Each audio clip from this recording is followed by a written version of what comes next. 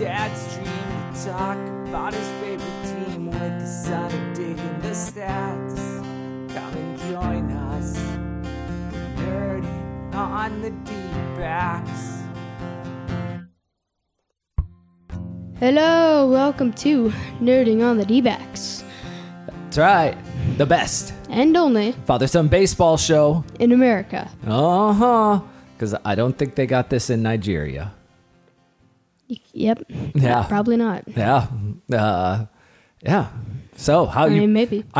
Welcome to the show. I'm Dad, aka Chris. And I'm Son, aka Phoenix. Yeah. So please first like, comment, subscribe, and of course channel your inner kindergartner. And share. Yeah, I'm gonna fix this camera just a bit because that's a little off. There we go. That's There we better. go. Yeah. If this is your first time joining us, welcome. If you've been here before, you know the deal. Rather than discuss individual games or series, we generally look at the big picture and we focus more on performance rather than production. We'll actually get to kind of an example of that later. As you can, if you're a regular listener, you haven't heard us in a longer period of time than normal, and we're a little late due to a lot of stuff going on this week. 4th of July. Yep, we had Independence Day, of course. And then my birthday party. Yep, we spent a day prepping for the birthday party. Then we had a birthday party itself. I want to send a shout out to Ricky. Got to finally meet our number one fan. It was awesome.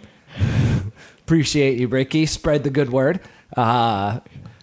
And then, of course, today we're recording this on Sunday. We've been spending pretty much the entire day prepping and packing for a family vacation up to Minnesota. And by family vacation, I mean like all the family, not just like our little 4-person family here, but literally my brother and his family and my parents. We all go. This is the second annual summer family vacation where we all go and book one big place to all stay together. All of us under one roof. It's a ton of fun. So much fun. But all of it takes a lot of time. Kind of like the D-backs fight to get back to 500. Look at that segue. Just want to clap that one up. They finally got back there today. Woo-hoo! Yes.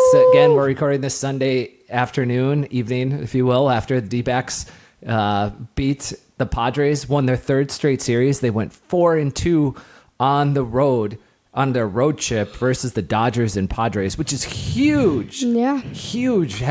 Beating teams in their own division, especially, the Dodgers might be a little out of sight for the Diamondbacks to catch up to and overtake at some point this season, but not the Padres. Padres are just 2 games ahead, and if they can keep winning series against the Padres, keep gaining ground on them, hold that tiebreaker when it comes to the end of the season, get that wild card, that'd be clutch. So they were clutch. So they went 4-2 on the road trip, and they actually are 6-3. They've won their last 3 series, and when you include the A's in the last 10 days here. That gives us a 6-3 record with 3 series wins.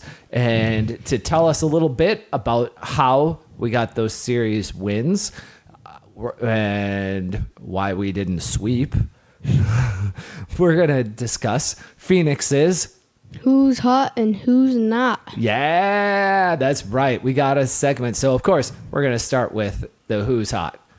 And we always got to start with The pictures. And the hot ones. It's getting hot in here. So, yeah, that's right. All right. Fire away. So, for the who's hot, we got my man coming back from injury, right? Yeah, that's right. Zach Gallen. Yeah, Zach. So, he has 10 innings pitched, 3 runs, all earned, 11 strikeouts, 4 walks, and 0 home runs. Yeah. Zach Gallen comes back from the injured list. He is legitimately throwing harder in his last 2 starts. He is averaging a faster speed on his fastball than he has ever in his major league career. Oh, wow. He is That's absolutely coming out and firing absolute missiles at hitters. So That's when we like it. yeah, I am. It's very exciting. He talked a little bit about it, actually, saying that his arm was just he had a groin injury, I believe that's what it was, that he went down with, and he missed a month of time, and so he basically didn't throw that entire time. And when you go, this happens to a lot of pitchers. When a team goes to the playoffs, especially when they make a deep run and even play in the World Series, their pitchers have to throw a lot of extra innings from all of those games, right? And a lot of times, and then they don't get as much downtime between seasons because those guys are pitching into November while most pitchers are already done on October 1st. And so they have a month less. They've really only got when you pitch in the playoffs, you've really only got 1 month of just letting your arm, month and a half of just letting your arm rest, where most players have 2 to 3 months. And so he just said that his arm was kind of, he didn't really realize it, but his arm was kind of tired. And he said he came back and when he started throwing bullpen sessions, everything just felt better and he was throwing harder, and it's showing. I mean, man, I don't have Gallon in our discussion for this week, so I'm glad you have him on the Who's Hot, because it's been absolutely stupendous having him back. I don't think that's a word, but we got a relief pitcher. We got Justin Martinez. Woo! Yeah. Best reliever on the team. I'm sticking by it. He has 4.1 innings pitched. He has 2 runs, all earned, 6 strikeouts, 1 walk, and 1 home run. That is insane. A 6-to-1 strikeout to walk ratio. Yeah, he's actually, I know he gave up some runs, but I kind of feel like he's actually getting better, which is crazy. The dude is absolutely outstanding. He's such a good pitcher. So yeah, let's talk about who's hot for our hot hitters. I think this is the most obvious pick in Who's Hot history, which hasn't lasted long. But we got Christian Walker, the home run machine. Owner of Dodger Stadium. Yes, owner of the Dodgers. I think I heard Shohei Ohtani call him Dad one time. So for Christian Walker, he has 1.659 OPS, 34 plate appearances, 3 doubles, 0 triples, and 5 home runs. Woo!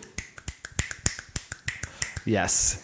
4 walks, 9 runs, and 13 RBIs. Yes. Christian Walker went absolutely off against the Dodgers. It's crazy. I mentioned to Phoenix, Jock Peterson hit his second, or I can't remember because some of these numbers are from June. I think he hit his second home run in June, and or I think he hit his 3rd home run in June already.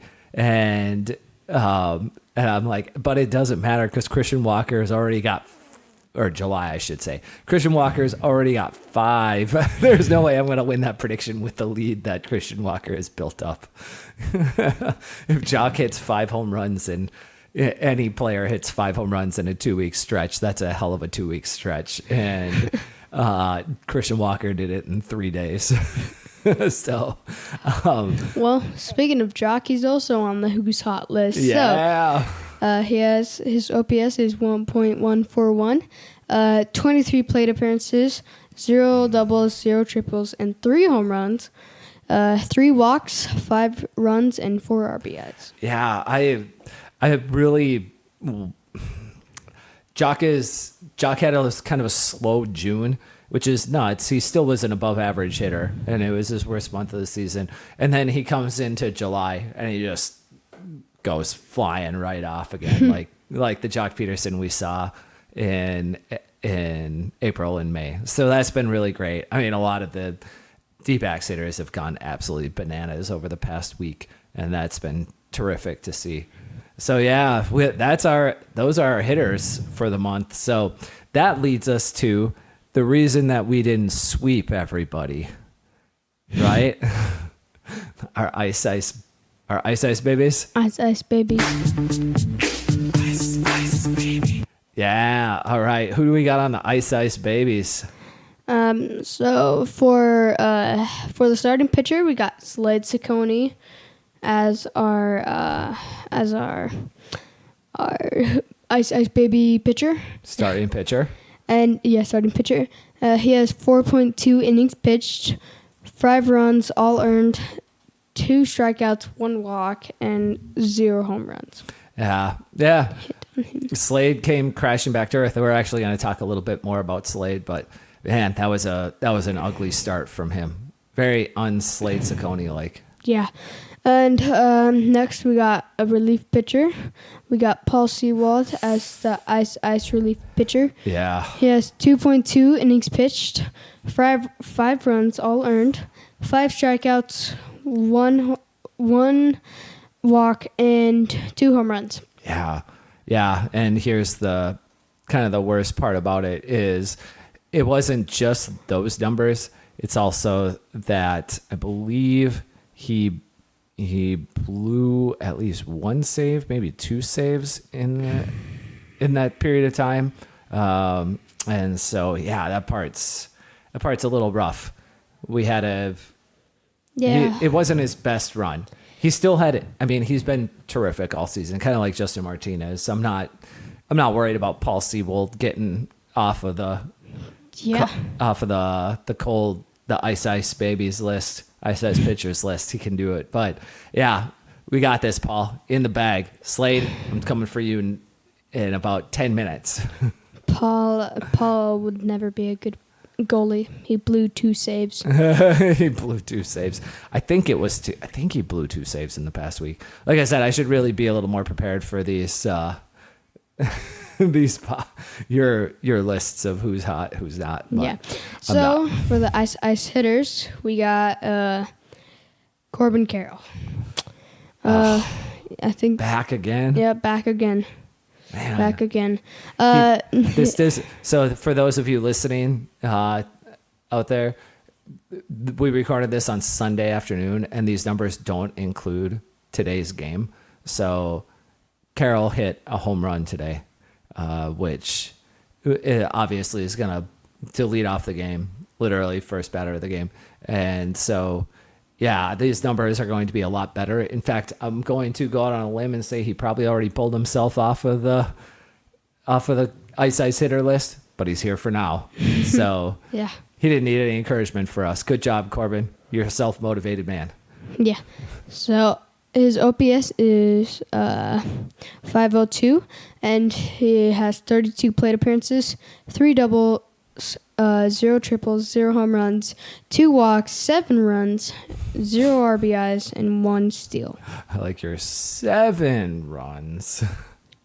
7 runs. It is what happens when you bat at the top of the lineup. You get a lot of runs scored for sure. Yeah. So the second ice hitters is Jake McCarthy. He has 538 OPS, 20 plate appearances, 0 doubles, 0 triples, 0 home runs. I speed runned that. And 4 walks, 3 runs, and 2 RBIs, and 1 stolen base. Yeah. I was actually looking here at Paul Sewald's numbers, and it's going to jump back on you, but Paul Sewald had a win percentage added over the past week, or over the past 10 games of negative 1.57. That's insane. He's actually got, I forget on the season, he's got a pretty decent number on the season, I believe. Let's pull this up here. Even with that, he's still about even on the season. He's a little bit better than even. So he had a rough week. It almost eliminated all the good that he has done for this team. That's not true. This bullpen is in shambles until he came back from the injured list. So yeah. And then Jake McCarthy, you kind of saw the slowdown coming for Jake. A 538 is not that bad. You know who's conspicuously absent from this list? Eugenio Suarez. Yep. And he had himself a game today. He had a lot, 5 RBI, a home run. He pretty much was the D-backs offense today. It was awesome. It was awesome He had to see. a 8 something OPS. Yeah. When I was looking at it. Yeah, over the last 10 days. Yeah. Yeah. Guy has been extremely good for the past about, 10 games, 12 games. He's been a pretty good hitter. So hopefully that's a trend of something to come and not just a mirage and a season of ugliness. So, but we're here to talk about Jake McCarthy. Jake, Mr. Snake, I need you to, I don't know if we could say that on the pod. Jake the Snake. it's just a rhyme. They call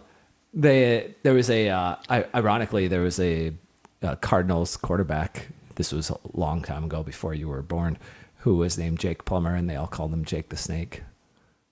So now we've got 2 Jake the Snakes for our teams in Diamond area in Arizona professional sports history. Well, in my generation, that means a different thing. It's kind of like slang. Oh, in my generation. Interesting. Yeah. So all right. Well, thank you so much, Phoenix, for bringing our welcome. Our hot boys and cold boys. Yeah. So let's move along here. I want to start off talking a little bit about Slade Cecconi, because Slade Cecconi, one of the things that I feel went underappreciated while he had we'll talk about July here, his first start in July. His June was solid. And this is what I am talking about when we reference at the beginning of the show, performance versus production. He had an ERA of, I think, 5.4, which is not good. However, his FIP, fielding independent pitching, which I actually heard the great Trevor Plouffe comment this past week that FIP is the number that is the simple one-line number that most pitchers in Major League Baseball pay attention to for their performance. They don't really look at ERA, and I actually don't know the ERA of a lot of guys myself, but I do know the FIPS of most of the guys on the team, because it is just a much better indicator as to how somebody is pitched. And so he had a 3.64 FIP, which is good. I'm not going to say great, but it's pretty good, very good, somewhere between good and very good.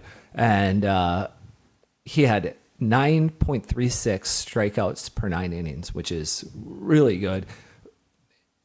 And he paired that with a 1.08 walks per 9.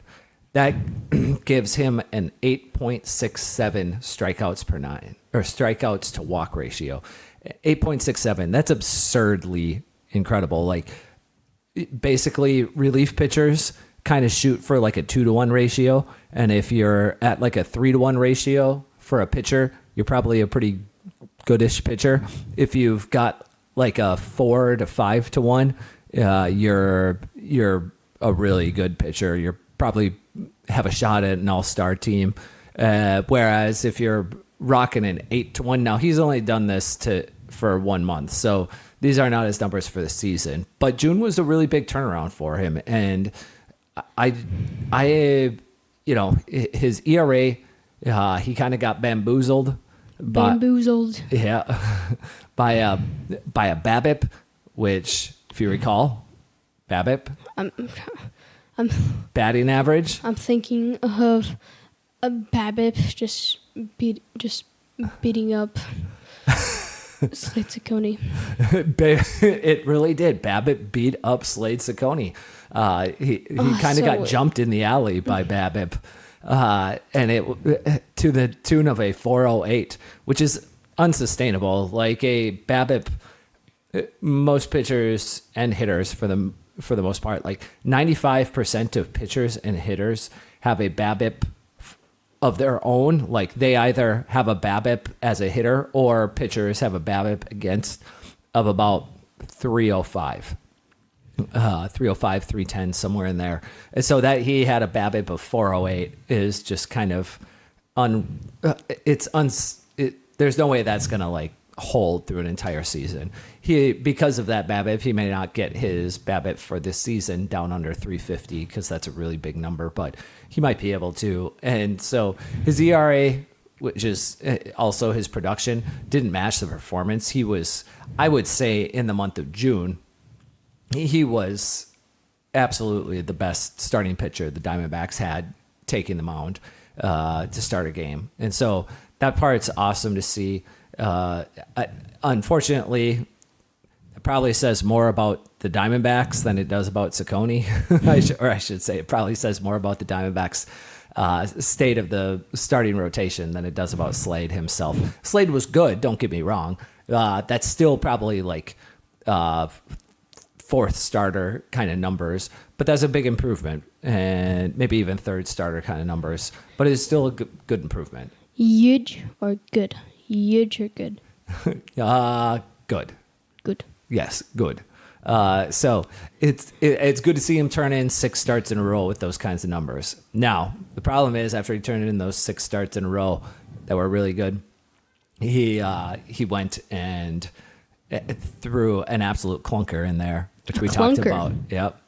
We talked about a clunker? Yeah, for Slade Cecconi. He was the ice. The clunk man? Yep, the ice pitcher for the last 10 days. That was him. Maybe we should make a song. The clunker song. Yeah, the clunker song. Yeah, so clunk, clunk, clunk. That said, it was very encouraging to see, and I think, I wanted to give Slade some flowers here. In general, what type of flowers? I kind of went through what kind of flowers? Yeah. Daisies. Who's Daisy? It's a type of flower. Oh, okay. Yeah, isn't that what you said? What kind of flower? I thought you were trying to say you bought daisies from Daisy. No. And I was asking who Daisy was. Oh, yeah, but you said what kind of flowers, right? Yeah, but then I mixed up the daisy with the daisy. Okay. Daisies. Okay. I got it. Wait, daisies are twins? Because you said daisies, not Daisy. I mean, they look alike. Oh my God, that's too much fun.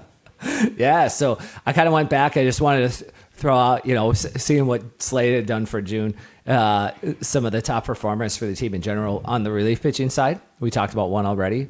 We talked actually about both of these guys in the who's hot and who's not section. And Super Marte, Jock Peterson, Super Marte, and Seawold absolutely were the best relief pitchers of June. If I had to pick one, you're still keeping that Super Marte name. Oh yeah, on. we're absolutely rocking Super Marte. It's a great nickname. Thank you for that, Phoenix. You're welcome. Yeah, that's why I'm here. It's such an upgrade on the normal first letter initial Marte or J Marte in this situation. So I appreciate it, and yeah.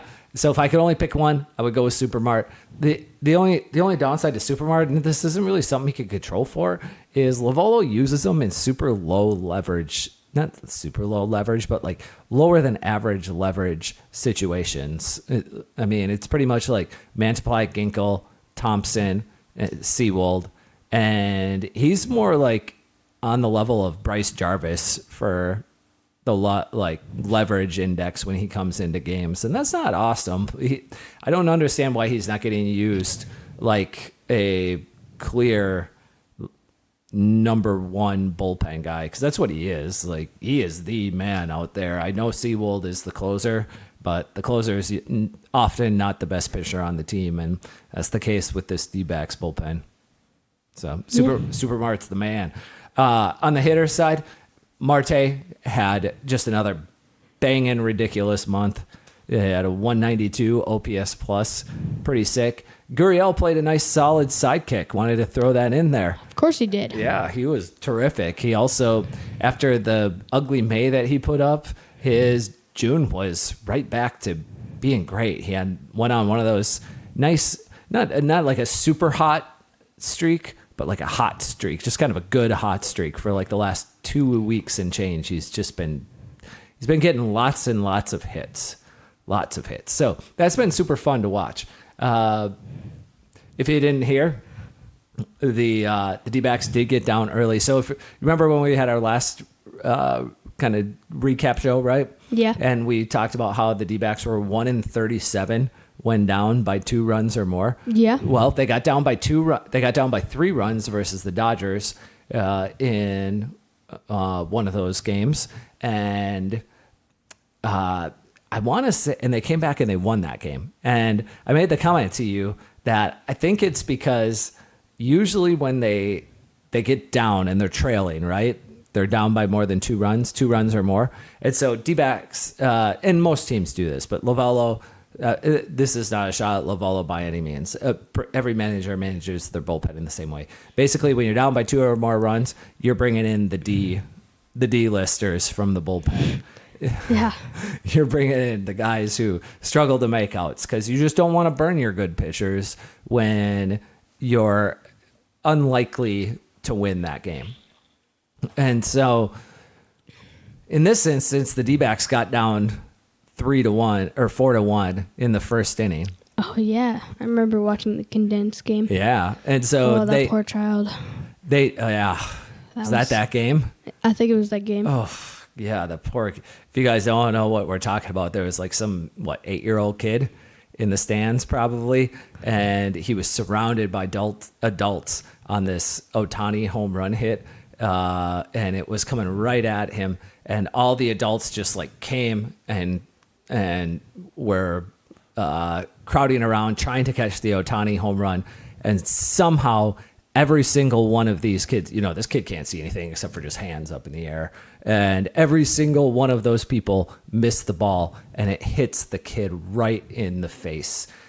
Just a horrific scene. And the nutso part was, the MLB condensed game that we watched literally showed the kid getting hit in the face in slow motion on replay. I don't think they did that on purpose. I think they were just trying to show All the people going crazy. Like it going out though. They could have just stopped it before it hits them in the face though. So yeah, it was painful to watch, and then, I hope that kid's okay. And then Limerick was like, "Let's watch it again." I know, Limerick, our little 4-year-old boy, he loves seeing people get hurt. I don't get it. It's really weird. It's so strange. So this seems like a perfect time to talk about our sponsors, Road Running Boots, the finest shoe store in all of the desert. I just came up with that right now. I wonder if there's a Roadrunner boots. That would be funny. Yeah. Well, if there is, you just got some free advertising. Yeah. Yeah. Yeah. So anyway, so the D-backs were down. They came back and they won that game. And I commented about how I think the D-backs came back and won that game because they got down by 2 runs so early that Lovello basically didn't have a chance to bring in the D-listers from the bullpen because the D-backs had tied it up by the time that their starting pitcher, Christian Mena, left that game. And which brings us into Christian Mena. He pitched not well. He got lit up. He had about 4 runs before he ever recorded an out. In the bottom of that first inning. Oh yeah, isn't he the rookie? Yeah. So he's 21 years old.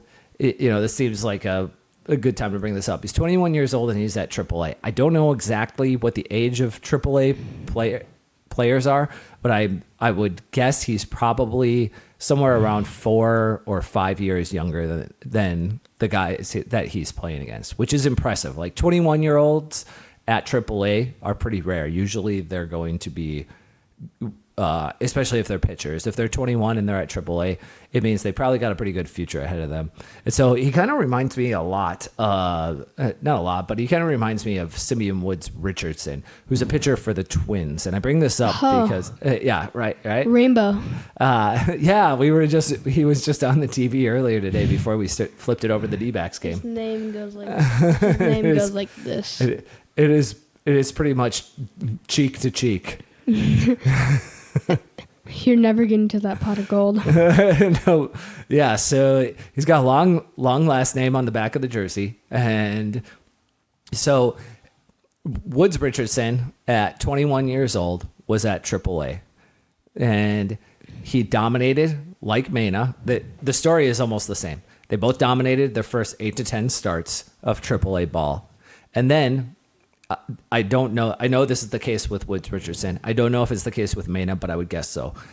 They're getting an assignment to work on specifics and disregard that production. Like what the results are from what the other team does with gets hits and how many runs they score against you and stuff doesn't matter so much as we want to see if you're able to locate what percentage of changeups you can locate on the corner. Or so they just throw pitches that don't make any sense. You would never throw those kinds of pitches in a major league competitive game, but they want those pitchers to be working on certain pitches in certain situations, or just certain pitches in general, that he might have a mandate that he's got to be throwing 35 curveballs in a game, which he'll probably never throw more than 20 in an actual game in Major League Baseball, but he's just got stuff to work on. So they give him an assignment and some key numbers that he's got to be reaching regarding what he throws and where, regardless of outcomes. And then once he starts doing that, he starts getting blown up in AAA. Then he gets called up for a spot start, and it doesn't look particularly promising. This is literally the story of both of these guys. It's so crazy. Pretty much sums up their path so far. And this is where we are with Christian Mena right now. Simeon Woods Richardson is about a year and a half older than Christian Mena is right now. And so I'm curious if it follows the same path, because what happened next to Woods Richardson was he got sent down to AAA to keep working on those specifics. He kept getting blown up the rest of the season. It was ugly, to the point that a lot of prospect lists started worrying about what kind of pitcher he was going to be.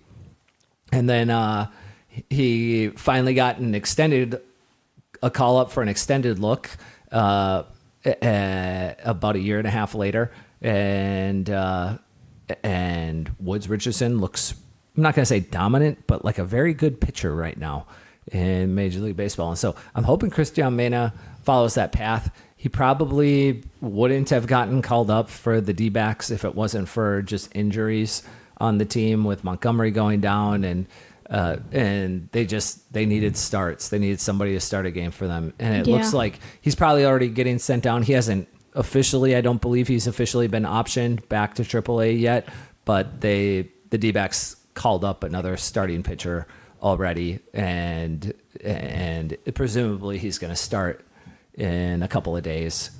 And so I just don't think that Mena's long for this roster, but it was good to see him and good for him to get that taste. And he got blown up in that first inning. He gave up 4 runs before he ever recorded an out.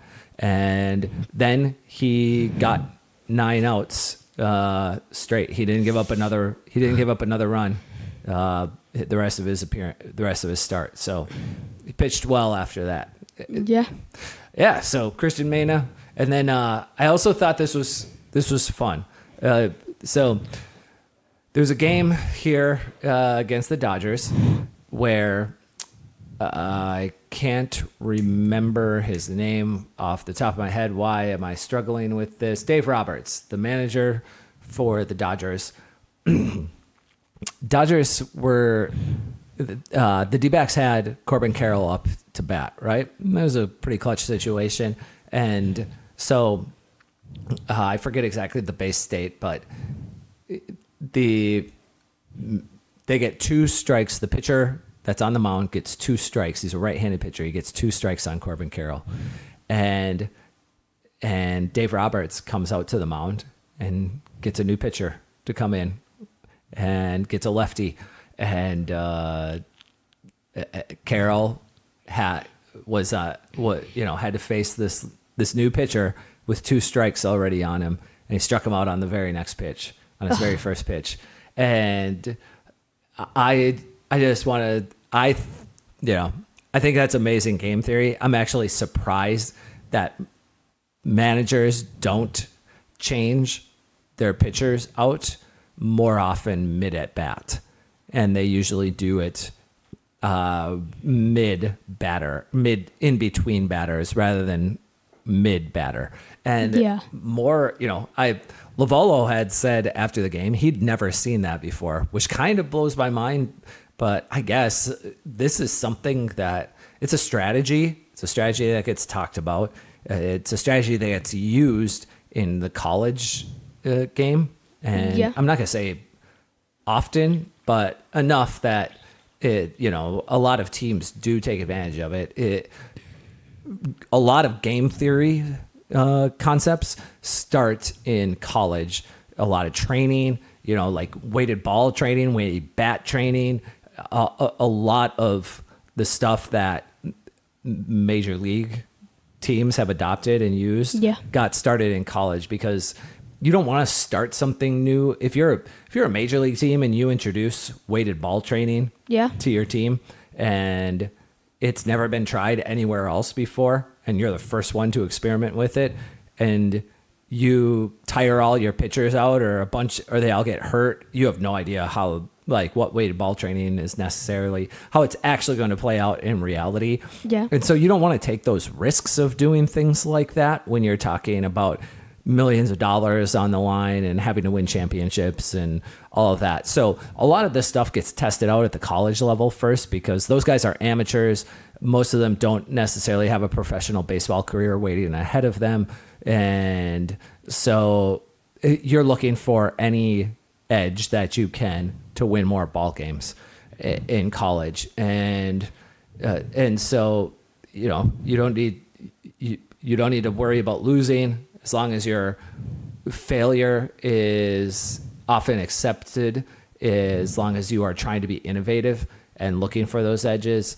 So, this is a thing that goes on at the college level, and it was really cool to see Dave Roberts employ it in a major league game. It didn't impact the outcome. The Diamondbacks still lost, the Diamondbacks still won, but the pitching change itself worked. That they got Carroll out, and it was neat to see as a baseball bobo like myself, I've heard it commented why for a few years now why MLB pitchers don't change, or why MLB managers don't change pitchers mid at bat. It's actually a pretty good strategy, because you could study this guy all the time that he comes up, and then you see him get a 2-0 count, and then you're like, oh, he's gonna throw this, and then you change him, and then you're like, I have no idea what this guy's gonna do.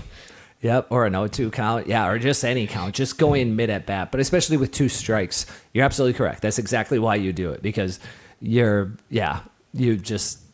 scouting report on that guy is maybe not. You didn't just review that pitcher before coming up to the plate. You were reviewing the pitcher who was on the mound instead of the guy who was warming up in the bullpen. Yeah. And so, so it's a pretty cool strategy. I'm kind of curious if we start to see it more or not, but it was fun to see it at least this time. It got a lot of chatter on the Effectively Wild podcast. They let off their show with that because it is a neat strategy. And so I just wanted to mention that. Also, Eugenio Suarez, he's been crushing it. Yeah, he has been doing pretty good. He has been absolutely crushing it for the last about 10 days or so. That's been awesome. He had a great game today. I think I mentioned it earlier, didn't I? That he pretty much was the Diamondbacks offense today with he hit a home run, 3 RBI triple, bases clearing triple, had 5 RBI in total for the 7 runs that the D-backs scored. So he had himself a day. And Corbin Carroll. CC. What did he do in the first inning today? Home run. That's right. In 3 months. Yeah, 2 months. 2 months to the day, actually. It's July 7th today that he hit that home run. May 7th was the last time he had hit a home run at the major league level. And and that was versus the Reds. So I think the day before he was like, I can't hit a home run right now. It's almost a month. I gotta wait. I gotta wait one more day. One more day. Then we can have a full 2 months between home runs. That's what we need. That's what we need right now. I love it. Championship? MVP? That's not what I'm going for. I'm going for narrative. I want a story. 2 months. It makes it sound a lot better than 1 month and 29 days. So, yeah. So what's crazy is even though he hadn't hit a home run in nearly 2 months, he's still been a pretty good hitter for the last 6 weeks or so. Six-ish weeks. Yeah, despite the lack of home runs. compared to the like the first month of the season or the second month. Well, yeah, is really that his week like 4 to 7 of the season was particularly horrendous when he was getting adjusted to that new swing. Yeah, and I was actually kind of reviewing some of these numbers for these guys in general, and I was just like, man, everybody had such a great April, like first month of the season. The entire Dbacks team's numbers were just looking great, and then I like, oh yeah, that'll happen when a quarter of your team's games are against the Rockies. Yeah, You will have some serious inflated offense. Their pitching staff's so bad. So, if you take out the Rockies games, their numbers are a lot more pedestrian on offense. But that's fine. They're back to 500. They've got brighter days ahead. So with that, Phoenix, what are you watching for in the next week? We're probably not going to get to catch a lot of games. We'll try. We'll certainly catch all of the condensed games while we're up traveling with our family, because they're all from Minnesota. They're not all. None of them are D-backs fans. Yeah, they're all Twins fans. So if there's going to be a game on, it's probably going to be the Twins, most likely. So we'll just have to follow along on our own. Yeah, I remember going to that one Rocky game, and they just scored so many runs. Like when you were watching them, all you could hear was, and so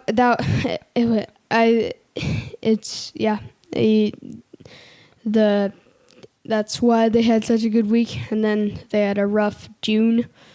Their June was good, but their May was ugly. Yeah, their May was bad. Yeah. So what I want to watch, what I'm excited for, is actually not what I'm gonna watch, but I'm waiting for, because I'm waiting for a Lourdes Gurriel jersey that you bought for me. Yeah, that's right. Yeah, it's supposed to be coming.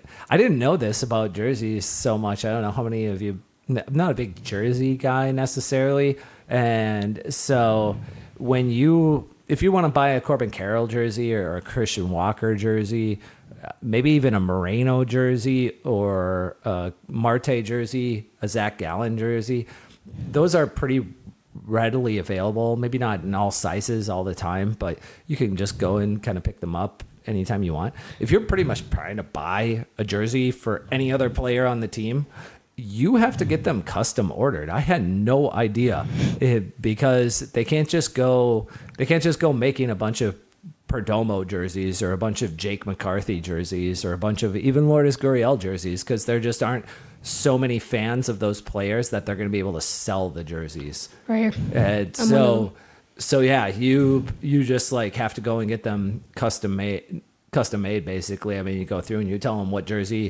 player you want, like you pick out your team and then the player and the size, and then they make your jersey to order and they send it to you. And I feel like it's going to be pretty big on me though. It might be. I don't know. I mean, I tried my best. Yeah. Well, I still get a jersey. So. Yeah, so you're going to be rocking that Gurriel jersey on shows occasionally here too. Then. Oh, yeah. Yeah. When I first get it, I'm going to put it on the show. Yes, I love it. Maybe not all the time, because smell. Well, you could just like not wear it between shows and just wear it on. I'm kidding. I want you wearing that.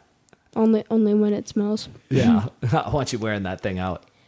You guys, well, maybe you guys smell it. Maybe it'll go through the mic Yeah. and just come out the We got smellophone. smellophone.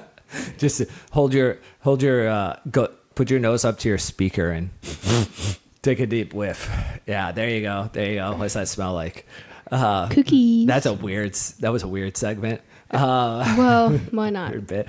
So yeah, That's literally as our for, show. As for me, I'm looking forward to, the D-backs got 7 more games going into the All-Star break here. They're all at home. They got a 7-game homestand, 4 against the Braves, 3 against the Blue Jays.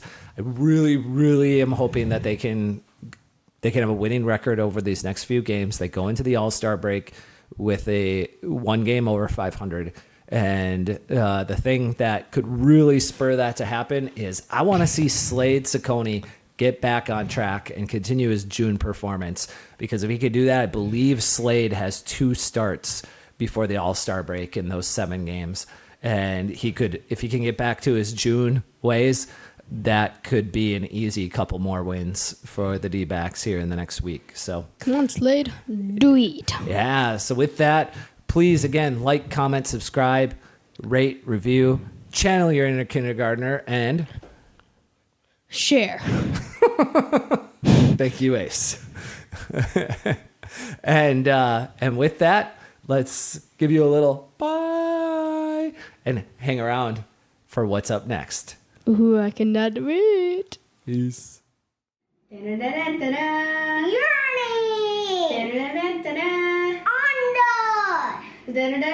Under.